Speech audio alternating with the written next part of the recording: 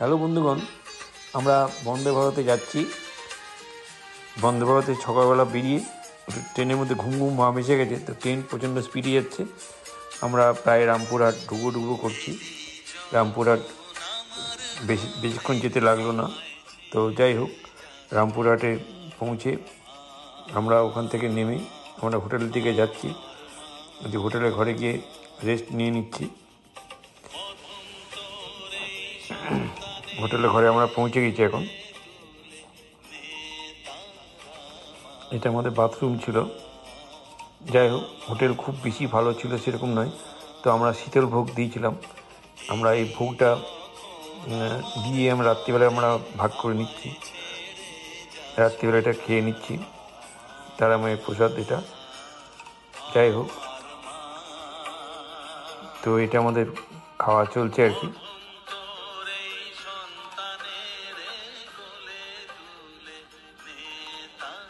আমাদের ঘরের মধ্যে দিয়ে গিয়েছিল।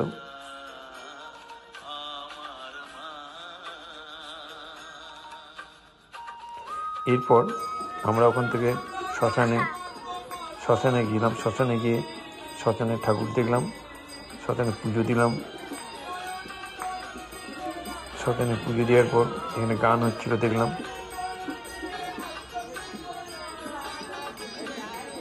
এই যে গান হচ্ছে এখানে, পুজো দেওয়ার পর একটু দাঁড়ালাম, দাঁড়িয়ে এই গান শোনা হলো। এগুলো দেখে একটু সময় 5 মিনিট নষ্ট করলাম। যাই হোক, সবটাই ভালো লাগলো বলেই দাঁড়ালাম আর কি। তো এগুলো সব ওই শ্মশানের মধ্যেই এগুলো রয়েছে দোকানগুলো।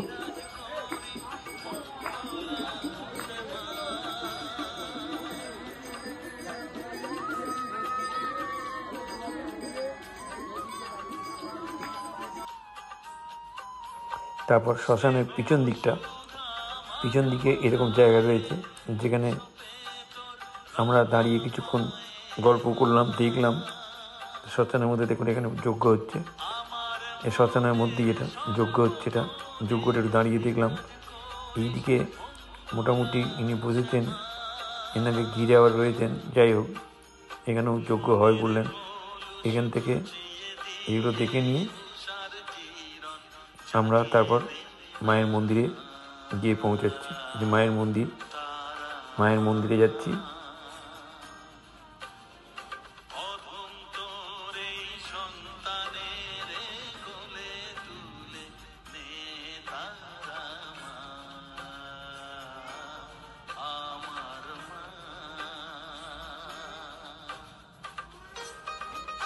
সামনে একটা বড় স্ক্রিন দিয়েছে। বড় স্ক্রিনটার সামনে বসার জায়গা করে দিয়েছে। যেহেতু মন্দিরের মধ্যে সব লোক তো দেখতে পারবে না, তো কিছু লোক এখান থেকে বসে সামনে যে স্ক্রিনটা দেওয়া আছে এখান থেকে দেখবে আর কি।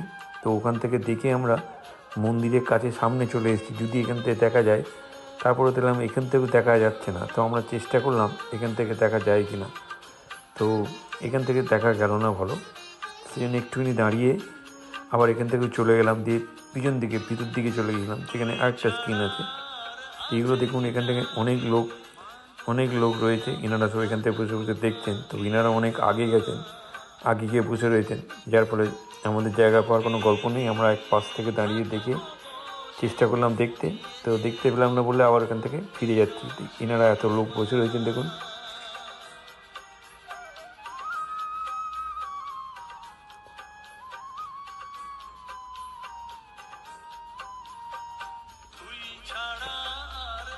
এটা ওই স্ক্রিনে হচ্ছিল, স্ক্রিন থেকে ফটো তোলা আর কি। যেহেতু ভিতরে দেখতে পাইনি, তো এটা স্ক্রিন থেকেই ফটো তুললাম। আমরা নিজেরাও দেখলাম, আপনাদের দেখার জন্য ফটো তুললাম। হয়তো খুব ভালো হয়নি জানি, তবুও আমরা দেখলাম এবং আপনাদের জন্য এটা শেয়ার করলাম।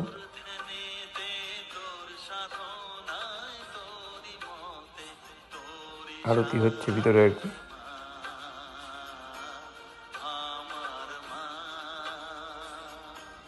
তো ওখান থেকে এই যে বাইরে বেরিয়ে শীতল ভোগ দিয়েছিল, শীতল ভোগগুলো নিয়ে এসে এই যে বাইরে, মানে আমাদেরও নিজেদের যারা আমরা ছিলাম সবাই মিলে খাওয়া হচ্ছে, প্লাস বাইরের লোক যারা এসছেন সবাইকে দেয়া হলো আর কি, দেয়া হচ্ছে। এগুলো সব আমাদেরই পুজো দিতে গিয়েছিলাম আমরা আর কি। আর এই যে কমলা রঙের চাদর গায়ে দিয়ে ধুতি পরে আছেন, ইনি আমাদের পুরোহিত। ইনি আমাদের পুজো দিতে ভিতরে নিয়ে গিয়েছিলেন। খুব ভালো লোক, এনার ব্যবহার খুব ভালো, খুব ভালো লোক। এই যে দাঁড়িয়ে রয়েছেন। আর আমাদের ওই ভোগের প্রসাদ দেয়া হচ্ছে এই যে। তো এটা এখানে কোনো ব্যাপার না, সবাই যারাই পুজো দিচ্ছেন শীতলভোগ সবাই সবার থেকে নিচ্ছে, মানে আমি নিচ্ছি মানে ছোট এরকম কিছু মনে ভাবার কোনো জায়গা নেই। তো এটাও একটা খুব মজাদায়ক জিনিস আর কি। কেউ কিছু না মনে করে সবাইকে নিচ্ছেন আর কি।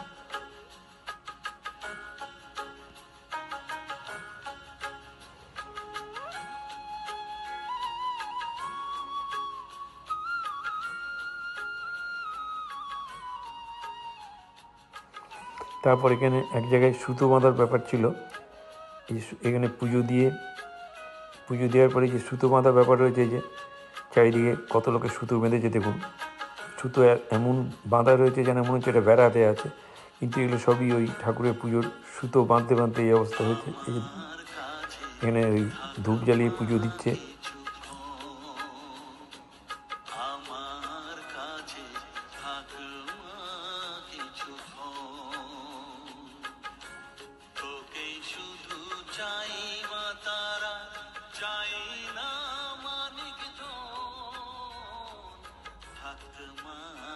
তারপর আমরা আমাদের হোটেলে ফিরে আসছি। এই যে এটা হোটেলের এটা অফিস ঘর আর কি, রিসেপশনিস্ট যেটা বলে।